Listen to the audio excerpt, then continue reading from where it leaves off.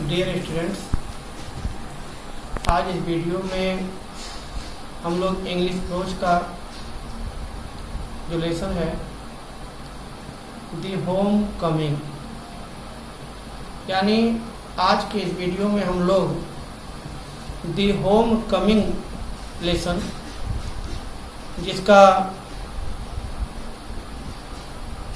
Writer Rabindranath Tagore ji हैं, यानी इस लेसन को रविन्द्रनाथ टैगोर ने लिखा है, दी होम कमिंग शीर्षक है, अर्थात घर वापसी। आज जैसे कि हम लोग पहले फर्स्ट लेसन पढ़े a girl with A basket, फिर हम लोगों ने देखा ए फेलो ट्रैवलर, बीच में एक लेसन है आपका the secret of health, success and power, जो जेम्स एलन के द्वारा लिखा गया है। वो लेसन कोर्स में नहीं है, क्योंकि इस साल जो कोर्सेज कम किए गए हैं, उसी क्रम में हम लोगों ने देखा है कि ये जो लेसन है आपका the secret of health, success and power, वो शायद इस साल के लिए हटा दिया गया है। तो हम लोग उस लेसन का अध्ययन फिलहाल अभी नहीं करेंगे। अब हम लोगों का जो नेक्स्ट हेडिंग है, यानी नेक्स्ट लेसन है इंग्लिश प्रोज का, वो है the homecoming, written by Rabindranath Tagore. आज हम लोग इसी विषय पर चर्चा करेंगे कि ये जो लेसन है घर वापसी, घर वापसी लेसन का मतलब क्या है, यानी जो शीर्षक है इसमें क्या भाव है, क्या चीज़ें लिखी गई हैं। तो कुछ हम लोग पहले इस लेसन के विषय में समझ लें, उसके बाद पुनः इस लेसन को पढ़ना शुरू करेंगे। तो ये लेसन जो है, इसमें सबसे पहले ये जो कहानी है कलकत्ता के एक बंगाली परिवार की है, यानी ये जो स्टोरी रविन्द्रनाथ टैगोर जी के द्वारा लिखी गई है, ये कलकत्ता के एक बंगाली परिवार से संबंधित है, परिवार की ही कहानी है। एक पात्र है इसमें जिसका नाम है बिशंभर। बिशंभर नामक एक व्यक्ति है और उनकी एक बहन है, गांव में रहते थे। फिलहाल उसकी बहन यानी बिशंभर की बहन की शादी के बाद बिशंभर बंबई चला जाता है। कहानी को ध्यान से सुनिएगा। कहानी बंगाली परिवार की है, एक नाम आया बिशंभर। तो बिशंभर की एक बहन है, बहन की शादी के बाद बिशंभर जो है बंबई चला जाता है और वहीं अपना व्यापार उपार करने लगता है। लेकिन कुछ समय पश्चात, ये कहा जा सकता है कि कुछ क्या लगभग 14 वर्ष पश्चात, वह पुनः कलकत्ता में रहने लगा। तो जब कलकत्ता में वो रहने लगे तो वो सोचने लगे कि आखिर मेरी बहन कहाँ है, और वो बहन की तलाश में निकलते हैं। इधर उनकी बहन को, यानी बिशंभर की बहन को 2 पुत्र थे। एक का नाम था फटिक चक्रवर्ती, एक लड़के का नाम है जो बड़ा है फटिक चक्रवर्ती, और दूसरा है माखन। फटिक और माखन ये 2 लड़के हैं, अर्थात बिशंभर के भांजे हैं। लेकिन ये दोनों भाई बड़े ही झगड़ालू स्वभाव के हैं, दोनों में से कोई शरीफ नहीं है। इसलिए उनके उस झगड़े को देखकर, आपसी तनाव को देख करके माँ बहुत परेशान रहा करती थी, और बच्चे भी अक्सर आए दिन कुछ न कुछ शरारत किया करते थे। माँ बहुत परेशान थी बच्चों के भविष्य को लेकर के। फिर हम लोग ये देखेंगे कहानी में कि ऐसे ही एक बार कहानी जब कुछ आगे बढ़ी तो बिशंभर एक बार वहाँ पहुँच जाता है जहाँ पर उस तट पर, जहाँ पर फटिक बहुत दुखी मन से, भारी मन से वहाँ बैठा हुआ था। उसके पहले ही उस छोटे भाई माखन से उसकी झगड़ा हुई थी। वो बिशंभर जब उससे जो है चक्रवर्तियों का इलाका पूछते हैं, क्षेत्र पूछते हैं, कहाँ ये लोग रहते हैं चक्रवर्ती लोग, तो उन्हें सही पता भी नहीं बताता है। फिर वो जो है वहाँ से घर से एक व्यक्ति आता है जो फटिक को लेकर जाता है। उधर फटिक, माखन और उसकी माँ में वार्तालाप चल ही रहा था, बीच में कुछ झगड़ा भी हो जाता है और उसी दौरान टहलते घूमते विशंभर भी वहाँ पहुँच जाते हैं। विशंभर का अपनी बहन से बातचीत होता है, बहन प्रणाम करती है और फिर दोनों भाई पहचानते हैं कि मतलब ये जो है हमारे मामा हैं। और इस प्रकार कुछ समय के लिए घर में बड़ा शांत माहौल हो गया था। विशंभर अपने बहन से उन बच्चों की पढ़ाई लिखाई के विषय में जब पूछे तो माँ कहती है कि माखन तो बहुत सीधा साधा, बहुत शरीफ है, पढ़ने में ध्यान लगाता है, लेकिन फटिक नहीं पढ़ता है, ये उसे पढ़ने भी नहीं देता, झगड़ा करता है। अंत उसके मामा उसे जो है एक प्रस्ताव रखते हैं कि हम अब की बार जब यहाँ से कलकत्ता जाएंगे तो ऐसा करो कि फटिक को अपने साथ में ले चलते हैं, फटिक को मेरे साथ भेज दीजिए। क्योंकि मामा के घर जाना था तो ये सुन करके फटिक भी बहुत खुश हो जाता है, बहुत खुश होता है। रात भर तो कभी नींद नहीं आती है, वो सोचता है कब हम मामा के घर पहुंच जाएंगे। और इस प्रकार वो जो है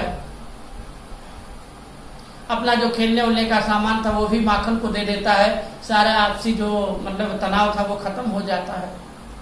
फिलहाल फटिक अपने मामा के साथ कलकत्ता पहुंचता है और जब कलकत्ता पहुंचता है तो उसके बाद सबसे पहले मुलाकात उसके मामी से होती है। मामी का व्यवहार फटिक के प्रति अच्छा नहीं था। वह शुरू से ही फटिक को देख करके उसे एक बोझ समझती थी। वो कई बार उसकी मामी ने विशंभर से कहा भी कि अपने बच्चों का तो बोझ ऑलरेडी उससे ही बहुत अधिक था, उनका जो है व्यवस्था करना, और एक अतिरिक्त बोझ आप बिना पूछे ला करके इसको कर दिए। फिलहाल मामा बड़े शरीफ थे, वो उसका एडमिशन एक स्कूल में करा देते जहाँ उसके बच्चे पढ़ा करते थे। बच्चा अपने आप को वहाँ बहुत अकेला पाता है, स्कूल में बहुत अलग थलग रहता है। सब बच्चे खेलते हैं, बातचीत करते, दौड़ते, लेकिन ये किसी से बातचीत नहीं करता, बहुत दुखी रहता है। और इस प्रकार से वो जो है इतना दुखी रहने लगा कि उसे वो समय याद आता है जब वो अपने बच्चों, अपने ग्रुप के बच्चों के साथ अपने गांव रहता था, किस तरीके से वह वहाँ खेलता था, कैसे आपस में कभी झगड़ा होते थे, कभी खेलता था, ये सब पूरा चीज याद आ रहा है। बीच में टीचर भी उसे बहुत ज्यादा टार्चर करते हैं, लेसन्स पूरे नहीं होते हैं, उसके समझ में नहीं आता है, बहुत दुखी होता है। और इस प्रकार वो सोचता क्या किया जाए।